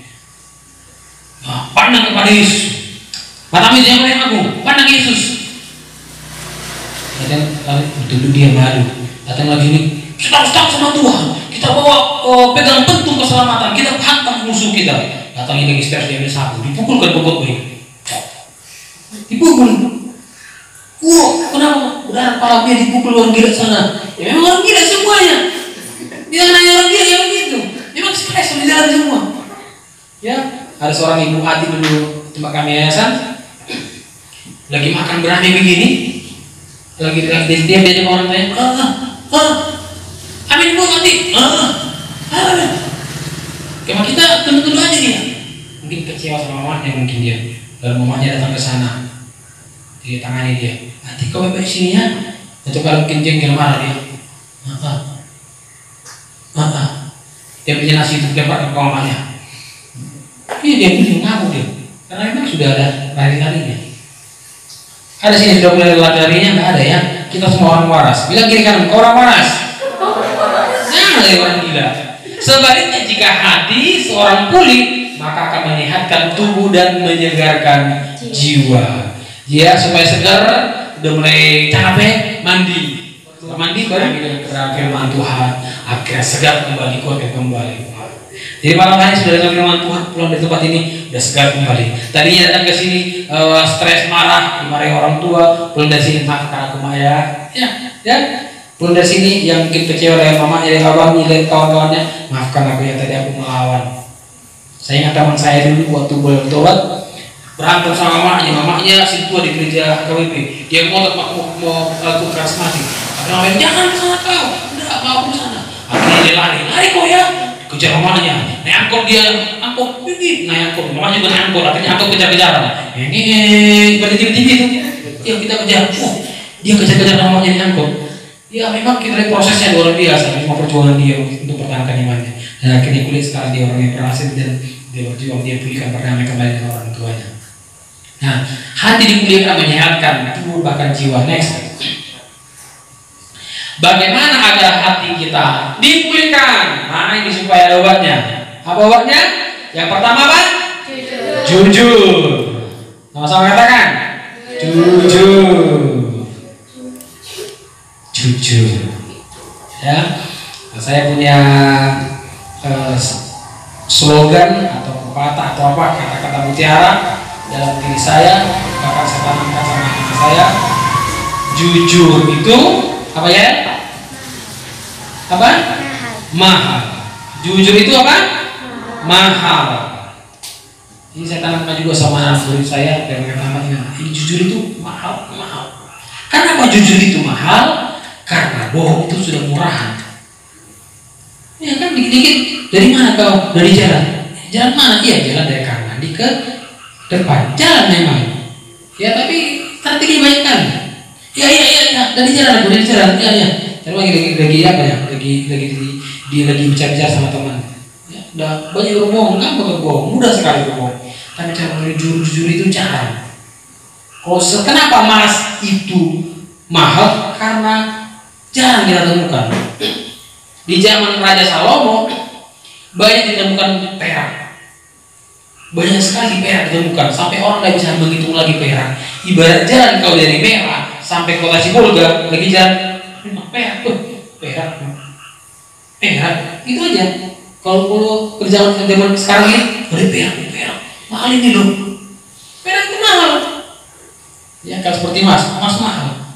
Tapi begitu kalau kenapa nanti bisa kalau satu waktu nanti emas itu murah, kalau begitu banyak emas itu nggak tertarik lagi orang mencuri emas kan sudah banyak, sudah di mana-mana ada emas, nggak tertarik lagi.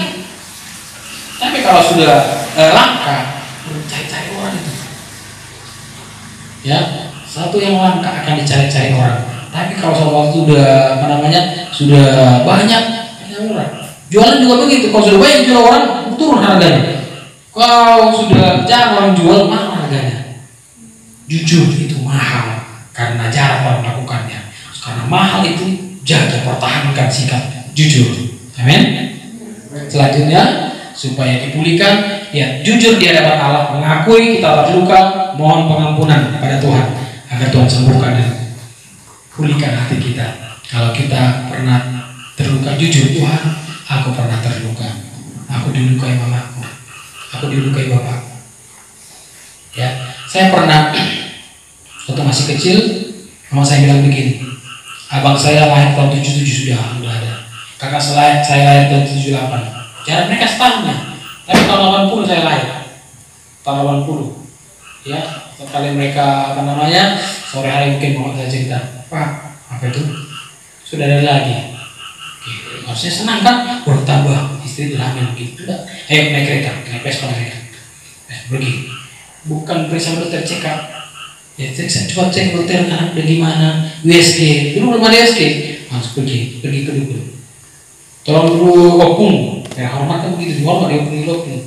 Nanti dia nggak cucunya cari mana jadi cucu dia itu. Ini dulu ada prinsip begini, datang untuk dikusuk-kusuk. Kan dari sini, lari ke kiri. Ini cerita sama saya. Di ditekan dari kiri, lari ke atas, ditekan dari atas, lari ke bawah. Akhirnya stres dukungnya. Emang tidak bisa lah, mungkin memang harus lahir dia ini katanya. Akhirnya pasrah bapak saya sama saya, mau digugurkan bayi itu.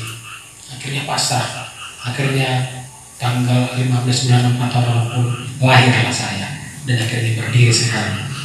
Jika pada waktu itu saya digugurkan, saya digugurkan, dengan ketemu kita.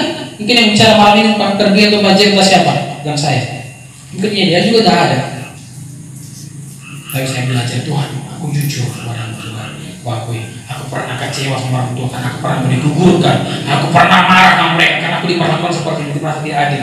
Saya anak laki-laki paling bungsu, 2 bersaudara laki-laki, 3 laki perempuan. Harusnya saya pudan gitu ya, harus dibanggakan. Tapi kalau merasa dikucilkan, kecewa.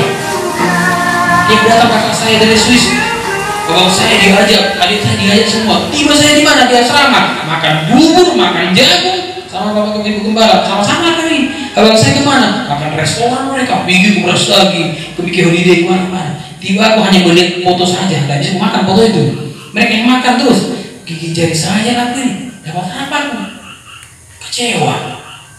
Di sekolah kita kecewa. Dan saya kasih jadi bulan mengampuni tahun 2000 baru diterima, yaitu mengampuni. Next, kita mengampuni orang-orang selama ini mengecewakan dan melukai kita. Kenapa kita harus mengampuni mereka? Kan pantas dia itu dihukum, karena dia pantas dia dibenci, pantas dia dikucilkan, karena dia sudah berbuat sama kita. Tapi Yesus bilang mengampuni. Kenapa harus mengampuni? Dia benar berubah sampai terus dia benci begitu. Kenapa dia begitu? Karena kita kurung dia dengan pemikiran kau tak berubah. Memang kau begini, memang dasar kau keras kepala. Yang jadilah keras kepala. Memang dasar kau tahu, tak ada otaknya. Bukan, tidak ada otaknya. Kalau orang tidak tanya, makanya kau berpikir apa-apa. Disuruh pun tidak tahu. Malas sekali kau. Ya tidak tanya, kau bilang, ya tidak ada lah. Malas sekali, ya malas lah. Kau ada piring pun kau tidak dicucinya. Kenapa kau bilang malas? Ya malas lah. Coba lepaskan ampuni mereka, lepaskan mereka dari penjara kata-katamu. Dia bebas, akhirnya dia bebas beraktivitas, bebas berkarya, bebas berbuat baik untukmu, bebas menolongmu, tidak dihalangi olehmu. Kau sendiri yang menghalangi orang lain. Kenapa orang lain membenci? Karena kau kurung dia dalam penjara hati. Kan kau lepaskan, mengampuni siapa yang melukai kau. Ya, ampuni mereka. Kalau kau ampuni mereka yang melukai kau, kau akan bebas. Dia bebas, dan sama-sama kita terbebas. Mau dibebaskan oleh Tuhan? Amin. Belajar mengampuni. Katakan mengampuni. Mengampuni. Next. Supaya hati dipulihkan. Bagaimana? Yaitu apa? Harus? Atau saya salah baca? Supaya hati dipulihkan. Bagaimana? Harus DIPULIHKN. Udah bacanya? Nah, berarti berpulih juga ya, belum tahu baca semua. Bagaimana agar hati kita dipulihkan? Kita harus dipulihkan. Bagaimana supaya sehat? Kau harus sehat lah. Kau sehat. Bagaimana supaya pulih? Harus pulih. Amin. Harus pulih supaya bisa pulih. Bagaimana pulih? Yaitu datang kepadanya, terima pemulihan itu dan kesembuhan hati lewat kuasa Roh Kudus. Datang sama Tuhan. Bagaimana supaya kau berubah bisa sembuh? Berobat. Yang kuasa-kuasa terus datang si dokter, coba sakit perut si Andi. Aku sakit perut mah, bang di sini dokter si Hite. Tidak ada hubungannya dokter kandungan, sakit perut dan kau memang kau melahirkan. Memang sakit perut memang dokter si Hite menangani perut, tapi kita menangani perut perempuan bukan perut laki-laki. Sama panggil dokter kau. Datang cari dokter yang tepat. Kau punya masalah hati boleh pulihkan, datang kepada dokter yang tepat, itu Tuhan Yesus. Jangan salah dokter kau. Ya, mungkin selama ini kenapa tidak pulih kau salah dokter. Dokter model temanmu. Aku kecewa dengan siapa? Iya, sama aku juga begitu. Nah, itu dokter sama-sama apa? Karena teman-teman senasib sama-sama kumpul yang sama-sama kepahitan. Lihat Daud. Begitu Daud. Ya, Daud itu punya bapak, tapi mamanya 2. Yaitu apa namanya, mama kandung mama tiri begitu. bapaknya mama di sini lain, mama ini lain, kayak masa dia anak tirikan. Jadi pada waktu acara-acara dia kemana? Suruh pergi ke gunung sana, kembarakan itu, awas ada yang hilang. Abangnya yang perang dia itu ke gunung sana, kayak dikucilkan. Tapi dia selama di gunung sana, dia terus berkata, Tuhan adalah gembalaku, takkan kekurangan aku, yang membaringkan aku ke air yang tenang. Dia tetap bersyukur melihat Tuhan menggembalakan jiwanya, sekalipun dia berarti dihantirikan seperti tidak adil. Begitu dia bebas terhadap kesakit hati, dia bebas dari kepahitan, dia bisa mengampuni, walaupun dia dikejar-kejar Raja Saul, dia mengampuni mereka. Lalu dia masuk ke gua Adulam. Di gua Adulam itu yang kumpul bersama Daud itu adalah orang-orang yang sakit hati, orang-orang yang dikejar kesulitan, orang-orang yang ketakutan, kumpul semua sama Daud. Akhirnya apa? Orang yang sakit hati kumpul sama Daud dan transferkan supaya kau tidak sakit hati, begini caranya datang sama Tuhan. Akhirnya orang-orang yang kumpul ini dilatih Daud menjadi pasukan-pasukan terhebat. Daud punya pemimpin pasukan terhebat. Kok bisa?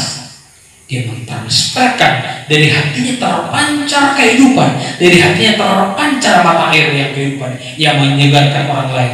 Orang yang lagi dahaga disiram air, wah segar sekali. Orang lagi kepahitan diterani pikirannya, akhirnya bisa mengampuni. Jadi pasukan-pasukan di gua Adulam, bukan di sekolah mewah, tapi gua itu tempat yang sepi, tempat yang pengap, tidak ada AC.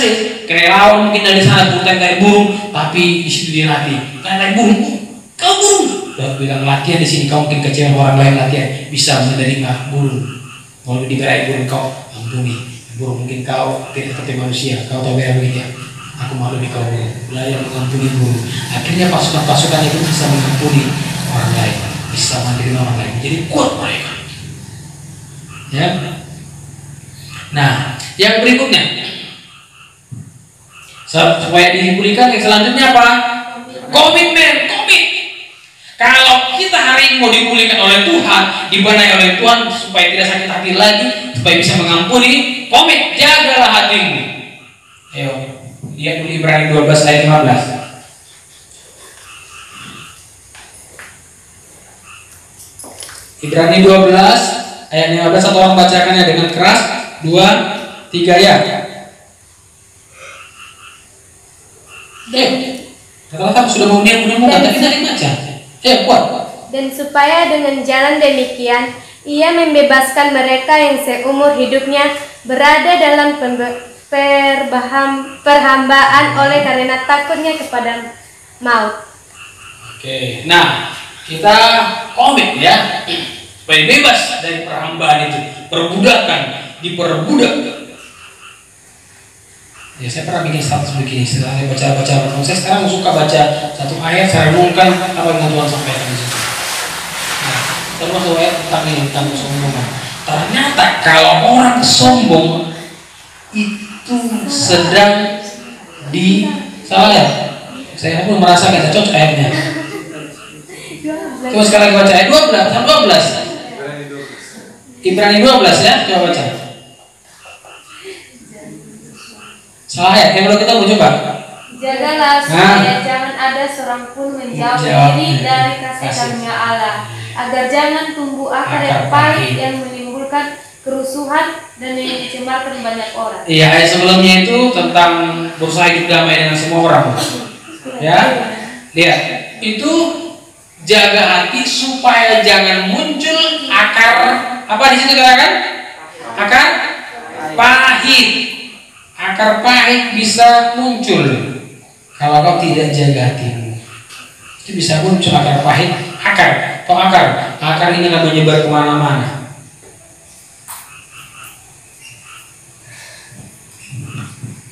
Mungkin ya sama si Dewi yang mungkin bermasalah, bersoal hanya karena masalah apa namanya tidak mau diajarin tamborin. Akhirnya memang mungkin gitunya.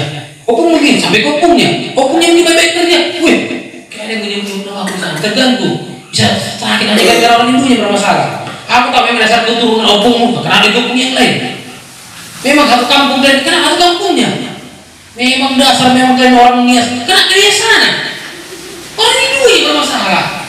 Tengok jadi akar kemana-mana. Ya kan? Cina. Kenapa dia orang Cina?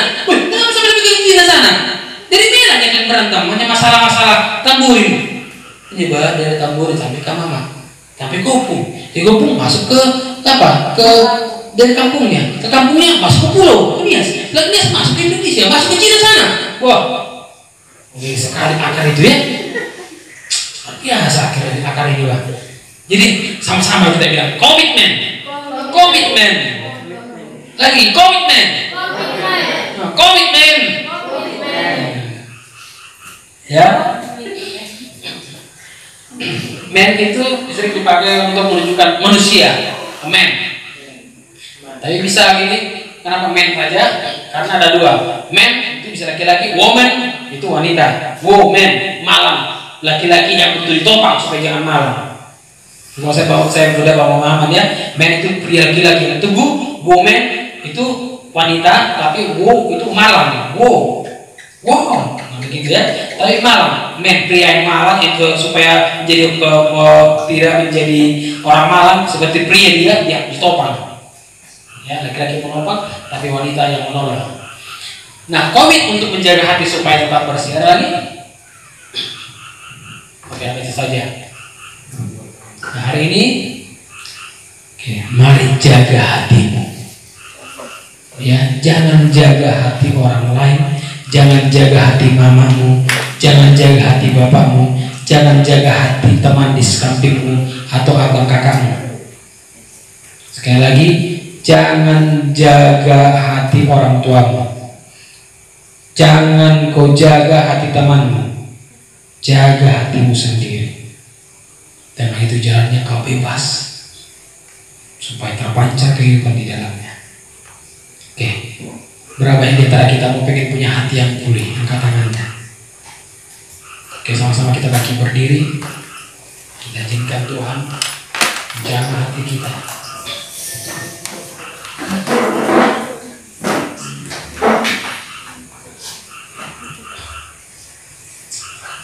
Sama-sama tutup matanya.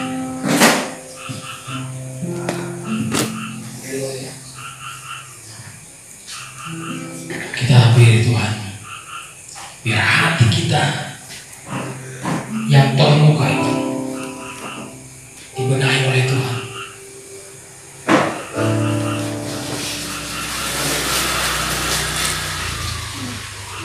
Haleluya.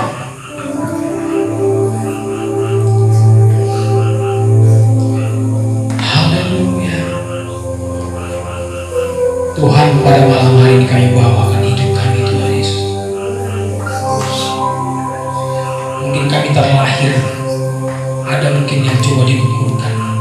Mungkin kami sejak lahir merasa seperti tidak ada, sering dikecewakan, tidak dimengerti orang lain, sering dimarahi, atau mungkin kami merasa tidak dianggap berharga, disepelekan.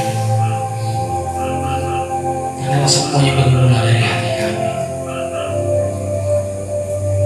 Tuhan, kami bawa hati kami kepada Engkau, Tuhan Yesus. Kami serahkan di tangan-Mu, Tuhan. Seperti janji firman-Mu, berikan kami hati yang baru, ya Allah.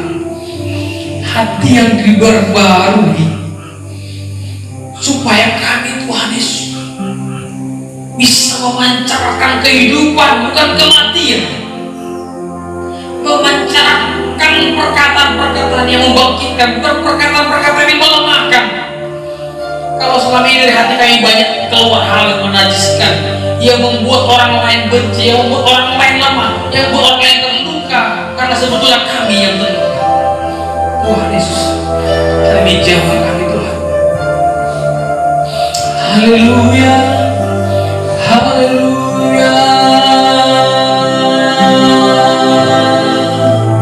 Sama-sama diri Tuhan. Haleluya. Oh, haleluya.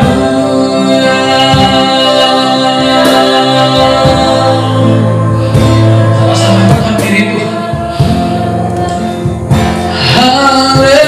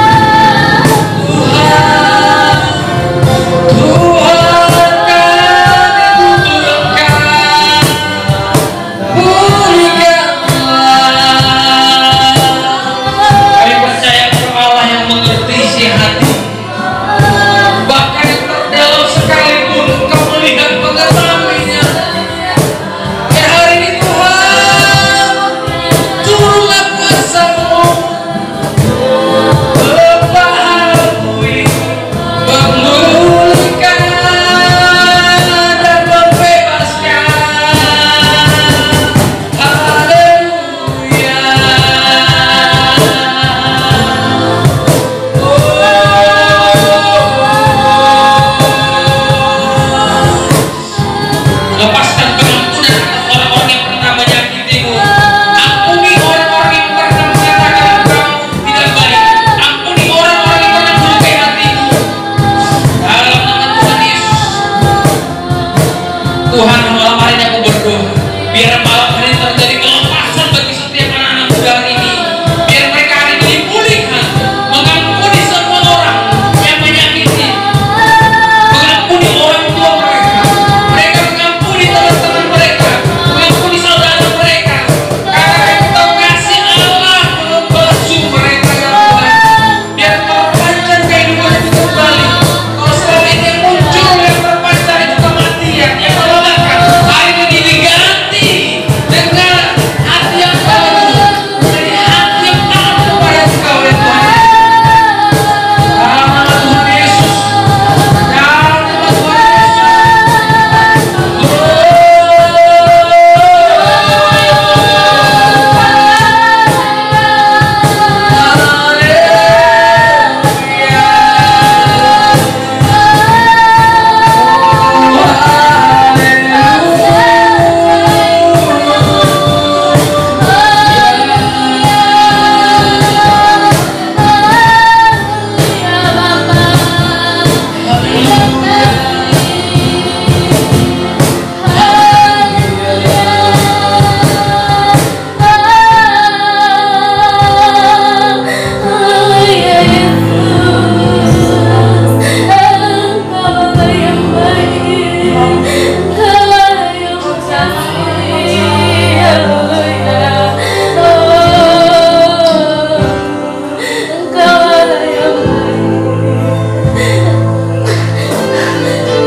janganlah ditambal-tambal hatimu. Jangan kau tambal-tambal hatimu. Jangan jaga-jaga hatimu. Yang kau butuhkan adalah miliki hati yang baru yang dari baru. Malam hari ini dia taruhkan hati yang baru lagi. Kau dibaharui dengan kuasa darah Yesus. Dalam nama Tuhan Yesus, biar malam hari ini Tuhan, kuasa-Mu terjadi, memulihkan. Biar malam hari ini, biar malam hari ini Tuhan menjaga hidupnya. Biar malam hari ini mengalami kelepasan. Biar dendam ini, dendam kemarin dalam diri ini dilepaskan. Dalam nama Tuhan Yesus, dalam nama Yesus, dalam nama Yesus, dalam nama Yesus, dalam nama Tuhan Yesus, dalam nama Tuhan Yesus, ayo ampuni orang yang menyakitimu, ampuni orang-orang yang membuat engkau terluka. Dalam nama Tuhan Yesus.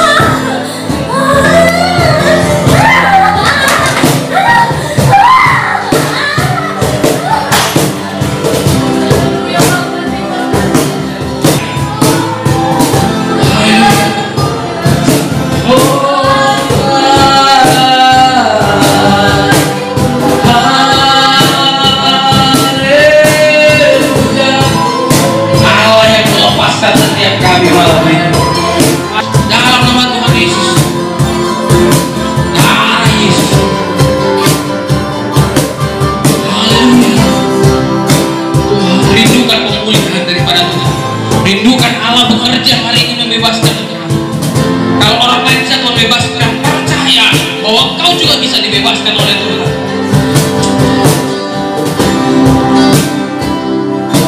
Mari sama-sama kita buat deklarasi. Ikuti saya. Katakan dengan iman, Tuhan Yesus, malam hari ini aku sudah mendengar firman-Mu. Aku mengambil komitmen Tuhan Yesus. Kuserahkan hatiku kepadamu. Aku mau mengampuni. Aku mau melepaskan pengampunan orang yang menyakitiku, orang yang melukaiku. Aku mengampuni orang tuaku. Aku mengampuni saudaraku. Aku mengampuni teman-temanku. Hari ini aku mau bebas. Hari ini aku mau dipulihkan. Hari ini aku mau merdeka ya Tuhan. Dalam nama Yesus. Haleluya. Mereka menjadi pria-pria yang dimulai oleh Tuhan. Menjadi pria-pria yang mau mengasihi Tuhan pakai Tuhan Yesus menjadi pria yang memancarkan pemulihan, memancarkan daripada kehidupan itu Tuhan Yesus. Tuhan Yesus, berkati para wanita-wanita ini Tuhan Yesus. Mereka menjadi remaja-remaja yang bekerja terus di tengah-tengah kami Tuhan Yesus. Terima kasih Tuhan Yesus. Kami bersyukur malam hari ini Tuhan. Kami percaya bekerja Allah yang bekerja, Allah yang bekerja di dalam nama Yesus Tuhan. Kami bersyukur. Sama-sama kita mengatakan amin. Dari sekitaran Mela ini, kiranya Tuhan memberkati kita semua. Dan hari ini Ros nggak bersama dengan kita, tapi sudah turun jadwal untuk pemuda di dalam pelayanan ibadah raya, yaitu pada minggu kedua bulan Oktober. Jadi saya berharap semua teman-teman yang boleh terlibat di dalam pelayanan ini, baik mereka yang pelayanan yang di atas mimbar di altar maupun yang pelayanan sebagai kolektan aset, penerima tamu, penjalan kolektif, semua upahnya itu sama. Jadi jangan ada yang membeda-bedakan. Tamborin juga sama, yang jadi singers atau yang menjadi upahnya sama. Jadi mari kita semuanya memberikan yang terbaik. Apa yang masih bisa kita lakukan, kita lakukan. Nah, sambil mengumpulkan persembahan,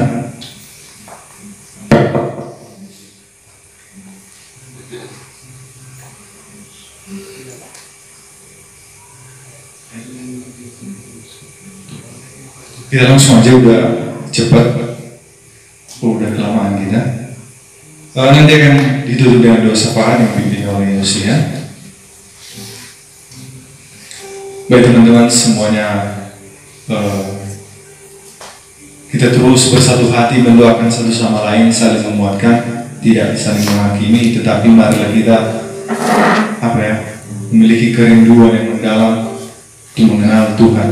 Biarlah apa yang telah disampaikan oleh Maipan malam hari ini, materi hati yang pulih betul-betul boleh kita hidupi, boleh terjadi dalam hidup kita masing-masing. Jangan akhiri pertemuan kita malam hari dalam tutup doa syafaat.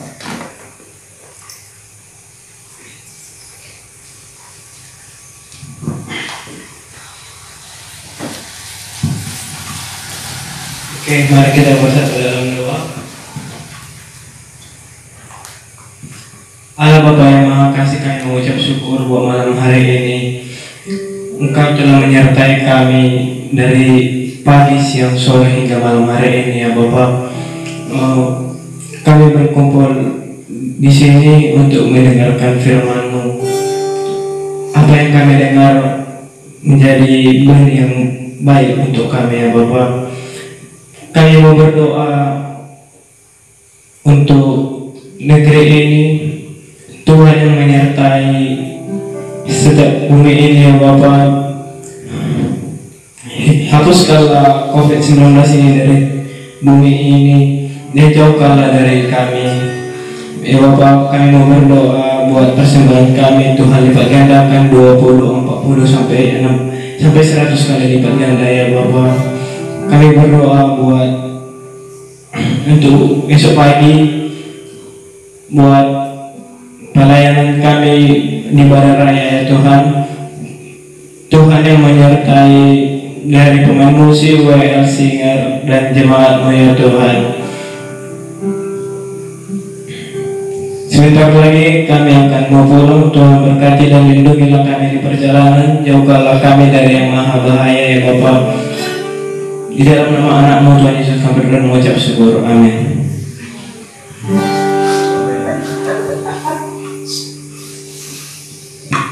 Oke, baik. Sekitar itu pertemuan kita malam hari ini teman-teman. Terima kasih sudah datang dan sampai jumpa besok. Salam.